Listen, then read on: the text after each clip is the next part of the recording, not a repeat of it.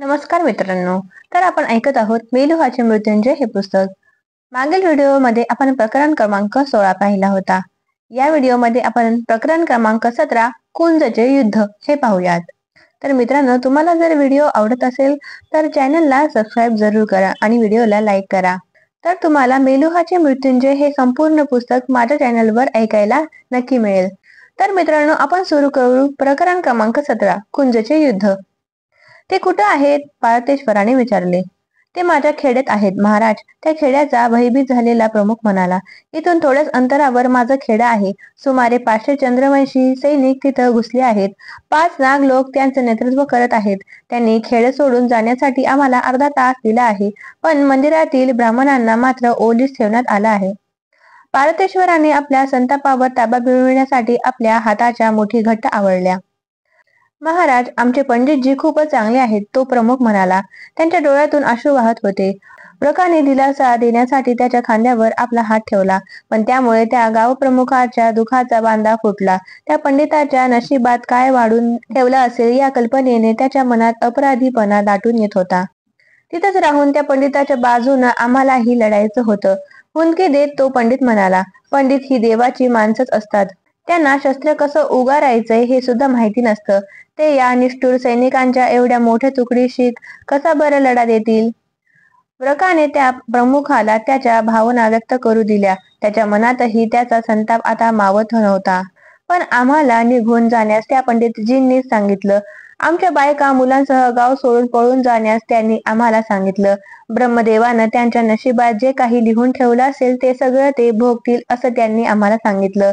पण जर कोणाला वाचवायचं असेल तर मंदिरातील त्या पंडितांना आणि आमच्या पंडितजींना वाचवलं पाहिजे, तो प्रमुख पोटतिकडीने बोलत होता. पार्थेश्वराने आपली नखे आपल्या त्वचेत रागारागाने खुपसली. भ्याड चंद्रवंशींनी पुन्हा एकदा असहाय्य ब्राह्मण आणि क्षत्रिय सोडून इतर लोकांवर हल्ला केला होता. त्याला त्यांचा प्रचंड संताप आला होता.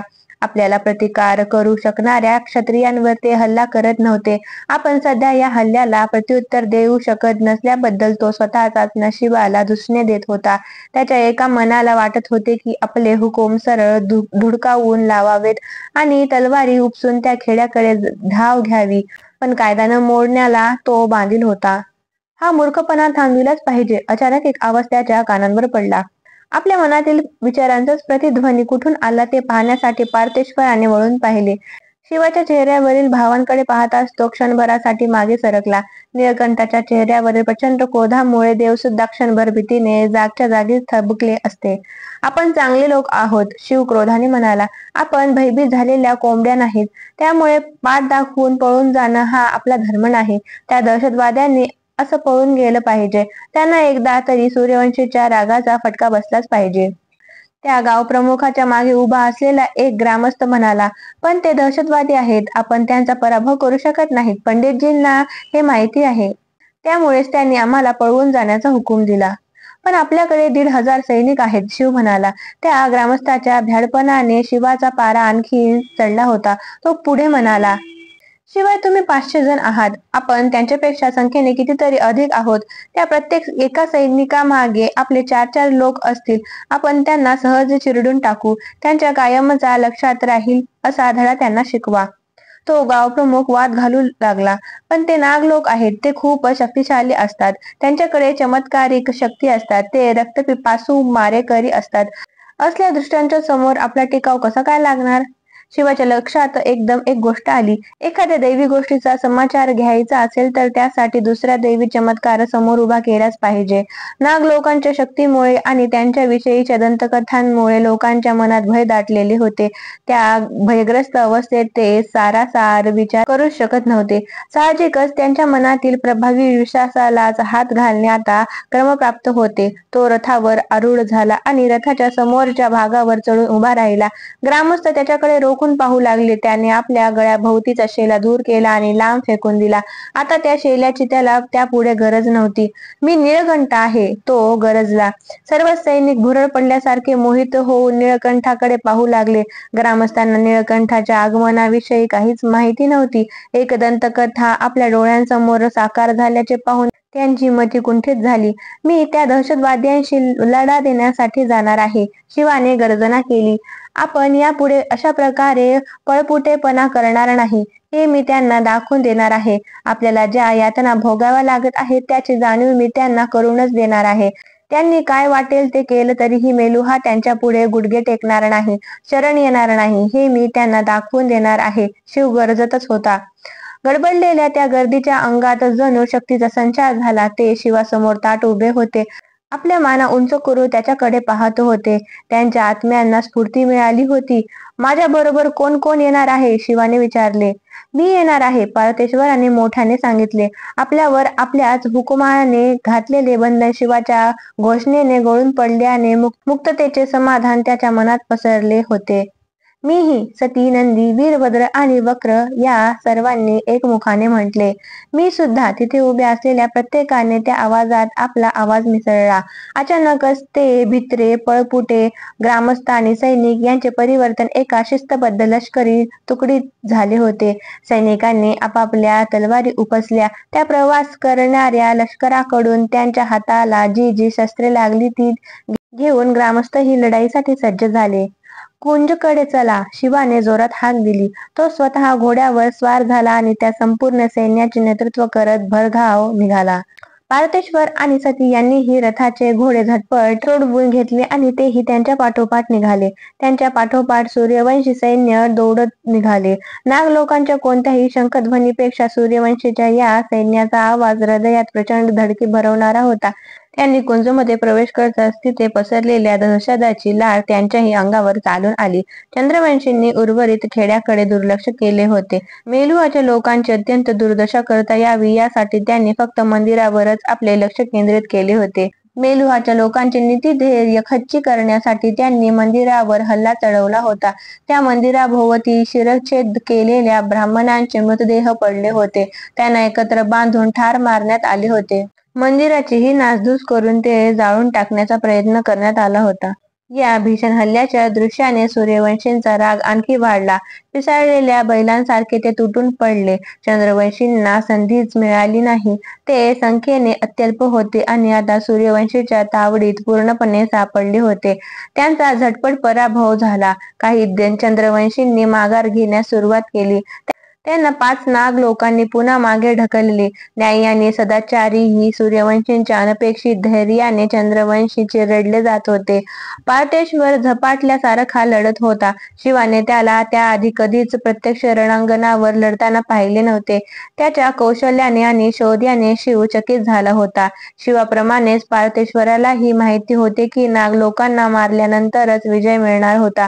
जोपर्यंत ते जिवंत असणार होते तोपर्यंत सूर्यवंशींच्या मनात दहशत राहणार होती आणि चंद्रवंशींना लढण्यासाठी त्यांच्यापासून स्फूर्ती मिळणार होती. त्याने आक्रमकपणे एका नागावर पिसाळल्यासारखा हल्ला चढवला. त्या नागाने कौशल्यपूर्वक ढाल पुढे करून पार्वतेश्वराचा प्रहार चुकवला. आपली तलवार खाली घेताना त्याने पार्वतेश्वराच्या उघड्या पडलेल्या खांद्यावर वार करण्याचा प्रयत्न केला, पण पार्वतेश्वराने जाणीवपूर्वक आपला खांदा उघडा टाकला होता हे त्याला त्यावेळी माहिती नव्हते. त्याचा वार चुकविण्याचा प्रयत्न करताना पार्वतेश्वराने हवेतल्या हवेत गिरकी घेतली आणि आपल्या पाठीवरची ढाल आपल्या पाठीवर आदळून दिली. त्याच वेळी त्याने आपल्या मागे बांधलेल्या बंधातून खंजीर बाहेर काढला आणि त्या नागाच्या उघड्या पडलेल्या उजव्या खांद्यात खुपसला. त्या नागाने फोडलेल्या किंकाळीनेच आपला खंजीर खोलवर घुसल्याचे पार्वतेश्वर समजून चुकला. संतापाने तो नाग सैनिक जोरात ओरडला, पण त्याही परिस्थितीत खांद्यात खंजीर घुसलेला असतानाही त्या नाग व्यक्तीने त्याच उजव्या हाताने तलवार फिरवली.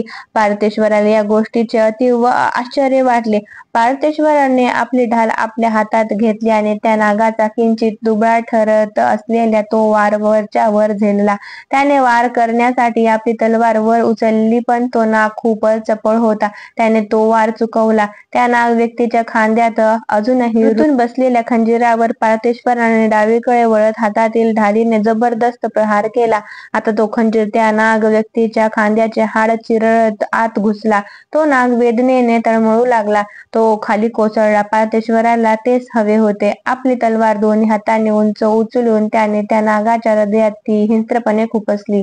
पार्थेश्वराच्या तलवारीने त्या नागाचा बळी घेतला होता. तो जागच्या जागीच गारद झाला होता. पार्थेश्वराने आपली तलवार त्या नागाच्या शरीरात आणखी खोलवर खुपसत नेली आणि त्याची हालचाल पूर्णपणे बंद केली. आता तो नाग धारातीर्थ पडला होता. नागांच्या चेहऱ्याविषयी पार्थेश्वराच्या मनातही मेलुहाच्या नागरिकांच्या मनातील कल्पनाच ठाम मांडून बसलेल्या होत्या. त्या बाबतीत मेलुहाच्या अन्य कोणत्याही नागरिकांपेक्षा तो वेगळा नव्हता. आपल्याला काहीतरी भयावह पाहायला लागेल अशा कल्पनेने पार्थेश्वराने त्या नाग व्यक्तीच्या चेहऱ्यावरील मुखवटा तलवारीनेच फाडून टाकला. त्या नागाच्या नाकाच्या जागी फक्त हाडच होते आणि एखाद्या पक्ष्याच्या चोचीप्रमाणे तो बाकदार होते, त्यामुळे तिथे चोचच दिसत होती. त्याचे कान खूपच मोठे होते, मात्र त्याचे तोंड कमालीचे आक्रसलेले होते. मानवी आकारातील घुबड असल्याप्रमाणे तो भासत होता. ज्यावेळी एखाद्या महत्त्वपूर्ण प्रतिस्पर्ध्याला सूर्यवंशी कंठस्नान घालत असत, त्यावेळी ते एक प्रार्थना म्हणत. पार्थेश्वरानेही तीच प्रार्थना चटकन म्हणली. शूर योद्धा, तुझा पैलतीरावरचा प्रवास सुखरूप होऊ देत.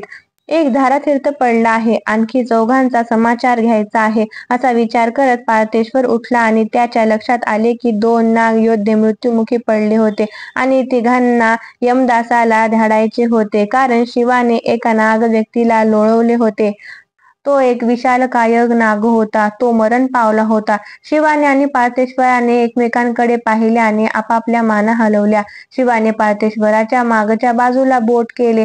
5 सूर्यवंशींबरोबर एक नाग व्यक्ती एकाच हाताने लढत असल्याचे पार्थेश्वराने पाहिले. त्याने शिवाकडे पाहून मान हलवली. दुसऱ्या नाग व्यक्तीवर हल्ला चढवण्यासाठी शिव वळला आणि पार्थेश्वराने त्याच्यासाठी उरलेल्या नाग व्यक्तीवर हल्ला केला. नुकत्याच एका सूर्यवंशी सैनिकाला मारलेल्या नाग व्यक्तीच्या दिशेने शिव भराभर पुढे सरकत गेला. हवेत गिरकी घेऊन झेपावून वार करण्याच्या नाग व्यक्तीच्या नेहमीच्याच विशिष्ट पद्धतीने केलेला वार चुकविण्यासाठी शिवाने त्या नाग व्यक्ती जवळ धावत जात असतानाच आपल्या हातातील ढाल समोर धरली. त्या नागानेही आपली स्वतःची ढाल पुढे केली होती. त्याला शिव आपल्यावर हल्ला करणार असल्याचे समजले होते. चांगल्या उंचीवरून त्याने हवेतून डावीकडून उजवीकडे गिरकी घेतली होती, पण शिवाने आपली तलवार एका बाजूने वर केली होती, त्यामुळे त्या नागाची ढाल फाटून त्याच्या हाताला जखम झाली होती. तो नाग या तंत्रामुळे आश्चर्यचकित झाला होता. त्याला वेदना झाल्या आणि तो खाली पडला, पण क्षणार्धात तो ताठ झाला आणि त्याने पुन्हा एकदा आपली ढाल उंच धरली.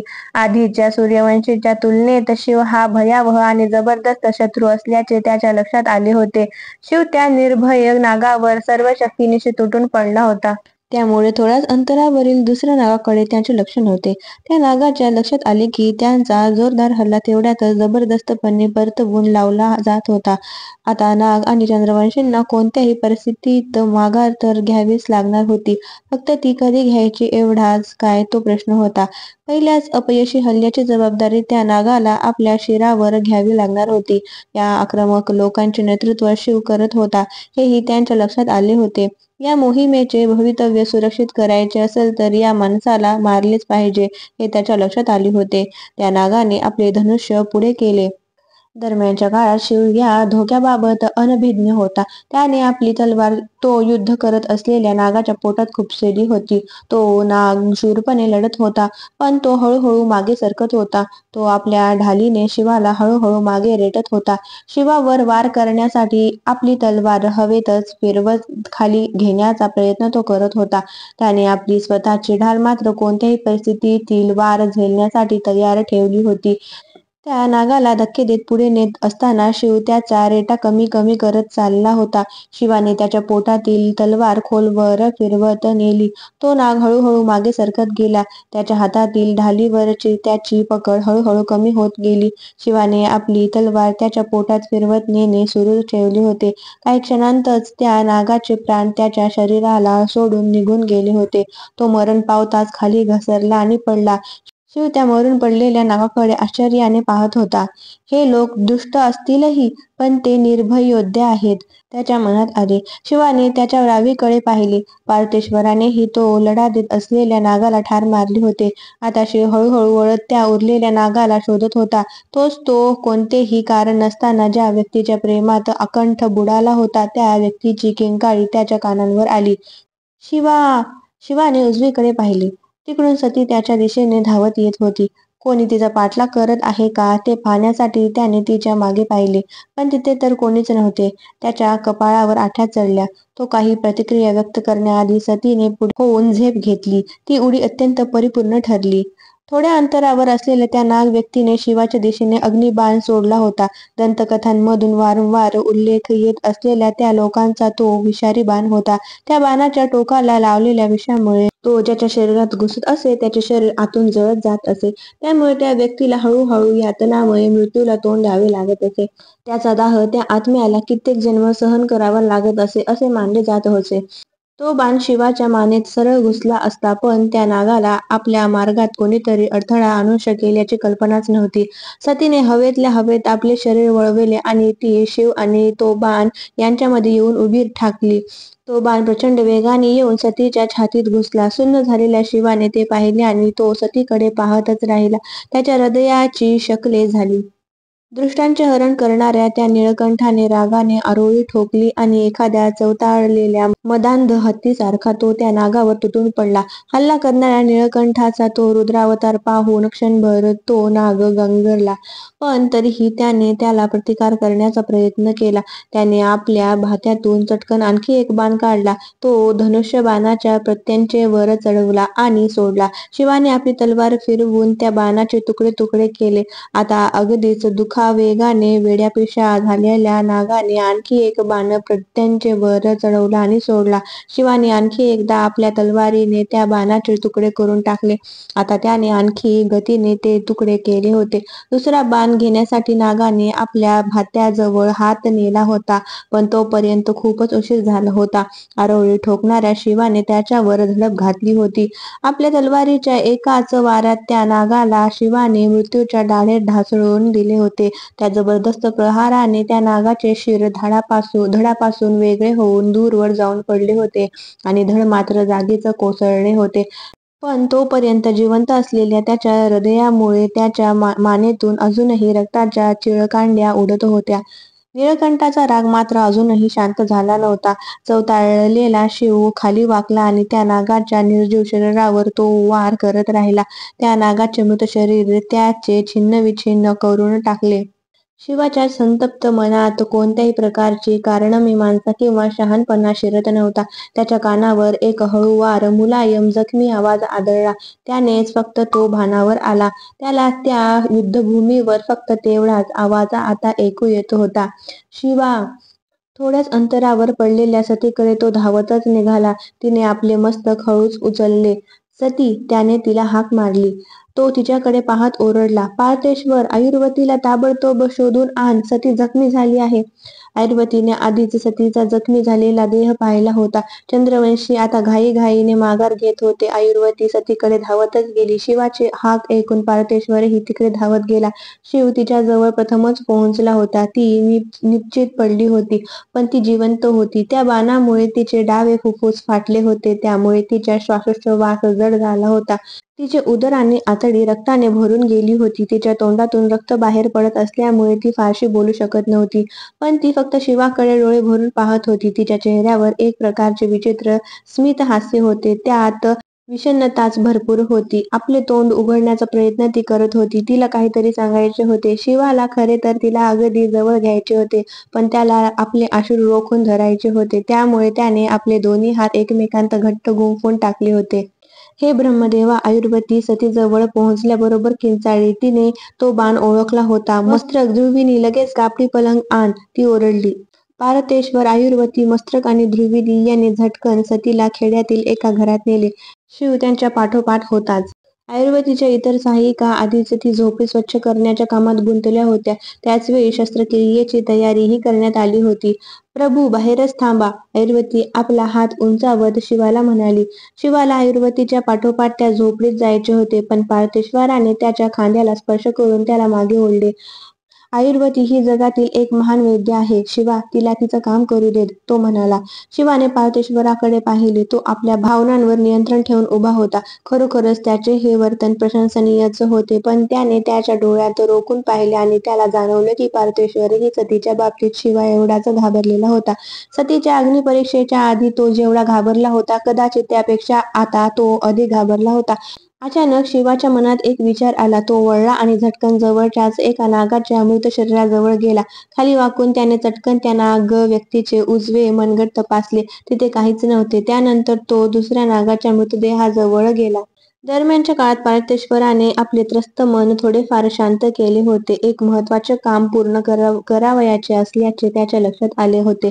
त्याने व्रकाला हाक मारली आणि आज्ञा दिली, युद्धकैद्यांच्या वर नजर ठेवण्यासाठी रक्षकांची नेमणूक कर. सर्व जखमींवर उपचारासाठी वैद्यांची व्यवस्था कर.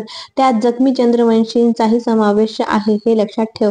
जखमी चंद्रवंशींनी आधीच त्यांच्याकडचं विष प्राशन केलं आहे. महाराज, व्रक म्हणाला, तुम्हाला माहितीच आहे की जिवंत पकडलं जाणं त्यांना रुचत नाही. पार्थिवेश्वराने व्रकाकडे दुखावलेल्या नजरेने पाहिले. आता त्याला एवढ्या तपशीलवार वर्णनाची गरजच नव्हती. हे त्याने त्याला नजरेतूनच सुचवले. आता व्रकानेच पुढाकार घेऊन उर्वरित काम पूर्ण करायचे होते, हे व्रकाच्या लक्षात आले. त्याच्या मुखपणे दिल्या गेलेल्या आज्ञेचा त्याने उघडपणे स्वीकार केला. आपली आज्ञा शिरसावंदे महाराज, असे म्हणत तो तातडीने कामाला लागला. कोणत्याही प्रतिहल्ल्याला आपण तोंड देऊ शकू अशा प्रकारे व्यूहरचना कर, पार्थिवेश्वर सूचना देत होता. पण त्याच्या मागच्या बाजूला असलेल्या झोपडीत झोपलेल्या सतीकडे त्याचे लक्ष लागलेले होते. तो पुढे म्हणाला आणि व्रकाने पार्थिवेश्वराकडे पाहिले. आपल्या महाराजांची गोंधळलेली अवस्था लक्षात येताच त्याला आश्चर्य वाटले.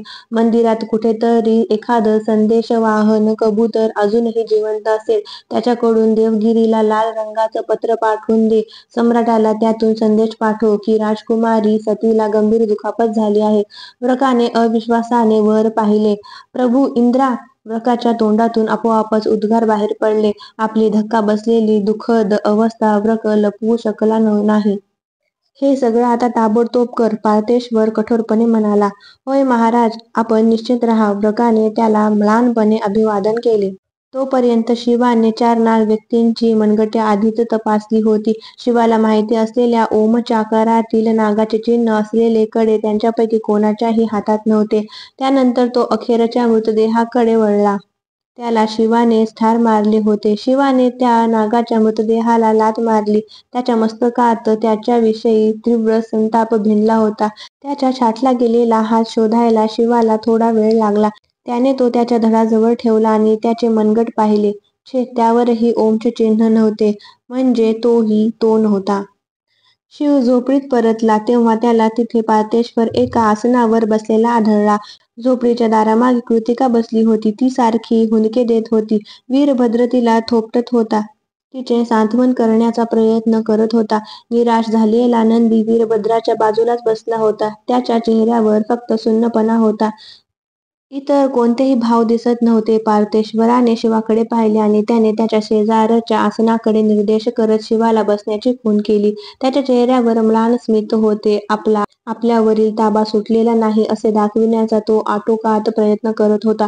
शिव अलगद खाली बसला आणि आतल्या खोलीतून ऐरावतीच्या बाहेर येण्याची तो वाट पाहू लागला. आम्ही बाण काढला आहे प्रभू, ऐरावती म्हणाली. बेशुद्ध पडलेल्या सतीकडे पाहत शिव आणि पार्थिवेश्वर झोपडीत उभे होते. तिथे आत जाण्यास त्या दोघांशिवाय कोणालाही परवानगी देण्यात आली नव्हती. सतीला कोणत्याही प्रकारचे संसर्ग होऊ नये याची काळजी घेणे अगत्याचे असल्याचे ऐरावतीने सर्वांना स्पष्टपणे सांगितले होते. वैद्यकीय शास्त्राविषयी अधिकारवाणीने बोलणाऱ्या ऐरावतीबरोबर वाद घालण्याचे धारिष्ट्य कधीच कोणी करत नव्हते. इतर जखमी सैनिकांवर औषधोपचार करणाऱ्या आणि त्यांची शुश्रूषा करणाऱ्या वैद्यकीय अधिकाऱ्यांना मदत करण्यासाठी मस्त्रक आणि ध्रुविणी आधीच बाहेर पडल्या होत्या. सती झोपलेल्या पलंगाच्या उजवीकडे शिव गेला. तिथे तिच्या शरीरातून बाण बाहेर काढण्यासाठी वापरलेला चिमटा पडलेला होता. तो रक्ताने माखला होता. त्याला अग्निबाणाचे विष लागले होते. त्यामुळे आता तो पुन्हा कोणासाठीही वापरता येणार नव्हता. कितीही उष्णता किंवा रसायने वापरली तरी त्याचा संसर्ग दूर करता येणार नव्हता. त्या चिमट्याच्या पलीकडेच लिंबाच्या पानात बांधलेला अग्निबाण होता. तो दिवसभर तिथेच ठेवण्यात येणार होता. त्यानंतर त्याला खोल खड्ड्यात पुरून टाकण्यात येणार होते. त्यामुळे त्याचा कोणालाही त्रास झाला नसता. शिवाने ऐरावतीकडे पाहिले. त्याचे डोळे पाणावले होते. त्याच्या हृदयात उसळी मारणारा प्रश्न विचारण्यासाठी त्याच्या तोंडातून आवाज फुटत नव्हता. मी तुम्हाला खोटा दिलासा देणार नाही प्रभू, ऐरावती म्हणाली. अशा दुःखद प्रसंगी वैद्य ज्या अलिप्ततेने बोलतात तशीच ती बोलत होती. हे काही चांगलं लक्षण नाही. एखाद्या महत्वाच्या अवयवात अग्निबाण घुसल्यानंतर आतापर्यंत तरी कोणीही वाचू शकलेलं नाही. काही वेळातच त्या विषामुळे तिला तीव्र ज्वर चढण्यास सुरुवात होईल. त्यानंतर एकापाठोपाठ एक प्रत्येक अवयवाचं काम बंद पडत जाईल. शिवाने प्रथम सतीकडे खाली वाकून पाहिले आणि नंतर त्याने आकाशाकडे प्रार्थना करत असल्याप्रमाणे पाहिले. ऐरावती आपल्या डोळ्यांतून अश्रू बाहेर पडू नये यासाठी आटोकाट प्रयत्न करत होती. तिला आपल्यावरील ताबा गमावून चालणार नव्हते. आगामी काही तासांत तिला आणखी कित्येकांचे प्राण वाचवायचे होते. मला माफ करा प्रभू, ऐरावती म्हणाली, पण आता खरोखरच काही उपाय उरलेला नाही. आम्ही तिला आता फक्त शांतपणे मृत्यू यावा यासाठी काही औषध देऊ शकतो. शिवाने ऐरावतीकडे रागाने पाहिले. हताश होऊन आपण असे प्रयत्न सोडून देणार नाही, तुला समजतंय का? त्याने विचारले. ऐरावतीची नजर जमिनीकडे झुकलेली होती. ती शिवाच्या नजरेला नजर देऊ शकत नव्हती. जर ज्वर नियंत्रणात ठेवता आला तर तिचे अवयव खराब होणार नाहीत, बरोबर आहे? शिवाने विचारले. त्याच्या मनात आशेचा किरण चमकला होता. ऐरावतीने वर पाहत म्हटले, होय प्रभू, पण तो काही अंतिम उपाय नाही. अग्निबाणामुळे निर्माण होणारा ज्वर काही काळ लांबवता येईल, पण तो मुळीच येऊ न देणे आपल्या हातात नाही. आपण आटोकाट प्रयत्न करून काही काळापुरता ज्वर थांबवलाच तर त्या औषधांचा परिणाम ओसरताच ज्वराचा जोर कित्येक पटीनं वाढेल. मग आपण त्या ज्वरावर कायमचंच नियंत्रण ठेवूया. शिव ओरडला. जर त्यासाठी कोणी सतत थांबवण्याची गरज असेल तर मी तिच्या शेजारी आयुष्यभर बसून राहण्यास तयार आहे. तिला ज्वर चढणार नाही. ऐरावती शिवाला काहीतरी म्हणणार होती, पण काहीतरी विचार करून ती गप्पच राहिली. काही तासांनी ती शिवाकडे परत येणार होती. तिला माहिती होते की सतीला वाचवणे आता शक्यच नव्हते. ते अशक्यच होते. या निष्फळ चर्चेत मौल्यवान काळाचा मात्र अपव्यय होत होता. त्याच वेळेचा उपयोग करून ती इतरांचे प्राण वाचवू शकत होती. ठीक आहे प्रभू, ऐरावती म्हणाली. सतीचा ज्वर चढू नये म्हणून तिने तिला झटकन काही औषधे पाजली. या औषधांमुळे काही तासांपुरता तिला ज्वर चढणार नाही, ती म्हणाली. शिवाच्या मागेच उभ्या असलेल्या पार्थेश्वराकडे तिची नजर गेली. पार्थेश्वरालाही माहिती होते की ही औषधे देणे म्हणजे सतीचे जीवन काही तासांपुरतेच लांबवणे होते. पण त्याच्याही मनात कुठेतरी शिवाच्या बोलण्याने आशेचा किरण निर्माण झाला होता. शिवाकडे वळून ऐरावती पुन्हा म्हणाली, प्रभू, तुम्ही सुद्धा जखमी झाला आहात. मला तुमच्या जखमांना मलमपट्टी करू देत, म्हणजे मला इथून निघता येईल. मी ठीक आहे, शिव म्हणाला. क्षणभरासाठी सुद्धा तो आपली नजर सतीवरून हटवू शकत नव्हता. नाही, तुम्ही ठीक नाहीत आहात प्रभू, ऐरावती ठामपणे म्हणाली. तुमच्या जखमा खोल आहेत. त्यांना संसर्ग झाला तर ते जीवावरही बेतू शकतं. शिवाने काहीच उत्तर दिले नाही. तो फक्त सतीकडे पाहत राहिला. निराशेने तो हातवारे करत होता. शिवा, ऐरावती ओरडली. शिवाने तिच्याकडे पाहिले. तुम्ही स्वतःच आजारी असलात तर तुम्ही सतीला कसलीच मदत करू शकणार नाही, ती करडेपणाने म्हणाली. तिच्या कठोर आवाजाचा अपेक्षित परिणाम झाला होता. शिव आपल्या जागेवरून हलला नव्हता, पण त्याने ऐरावतीला आपल्या जखमांवर मलमपट्टी करू दिली. त्यानंतर लगेच ऐरावतीने पार्थेश्वराच्या जखमांवर उपचार केले आणि ती झोपडीबाहेर निघून गेली. त्या झोपडीतल्या प्रहर दिव्याकडे शिवाने पाहिले. ऐरावतीने बाण काढला होता. त्याला आता 3 तास झाले होते. इतर जखमी सैनिकांची चौकशी करण्यासाठी पार्थेश्वर झोपडीतून बाहेर गेला होता. शिवाय त्याला आता तिथल्या मुक्कामाचीही सोय करायची होती, कारण आता तो लवाजमा तिथे काही काळ राहणार होता. पार्थेश्वराची पद्धत अशीच होती. ज्या दुर्दैवी परिस्थितीत आपण काहीच करू शकणार नाही याची त्याला खात्री असे, त्या परिस्थितीत तो आपल्या दुःखाला कुरवाळत बसत नसे. तो स्वतःला आपल्या कामात बुडवून घेत असे. त्यामुळे त्याला त्या दुर्घटनेचा विचार करायलाही फुरसत मिळत नसे. शिव त्याच्याहून वेगळा होता. कोणत्याही बिकट परिस्थितीपासून आपण कधीही पळून जाणार नाही अशी काही वर्षांपूर्वीच त्याने शपथ घेतली होती. त्या परिस्थितीत तो काहीही करू शकत नसला तरीही तो त्या परिस्थितीला टाळणार नाही असे त्याने त्यावेळी स्वतःला बजावले होते. तो क्षणभरासाठीही सतीपासून दूर गेला नाही. तो तिच्या पलंगाशेजारी शांतपणे बसून राहिला होता. ती बरी व्हावी म्हणून तो प्रार्थना करत होता. शिवा, अत्यंत क्षीण आवाजातील हाकेने त्या शांततेचा भंग केला. शिवाने सतीच्या चेहऱ्याकडे पाहिले. तिचे डोळे किलकिले झाले होते. तिने आपला हात हलवून त्याला जवळ येण्याची खूण केली. त्याने आपले आसन तिच्या जवळ घेतले, मात्र अत्यंत दक्षतेने त्याने तिला स्पर्श करणे टाळले. मला माफ कर, शिव म्हणाला. त्याच्या डोळ्यांतून अश्रू वाहत होते.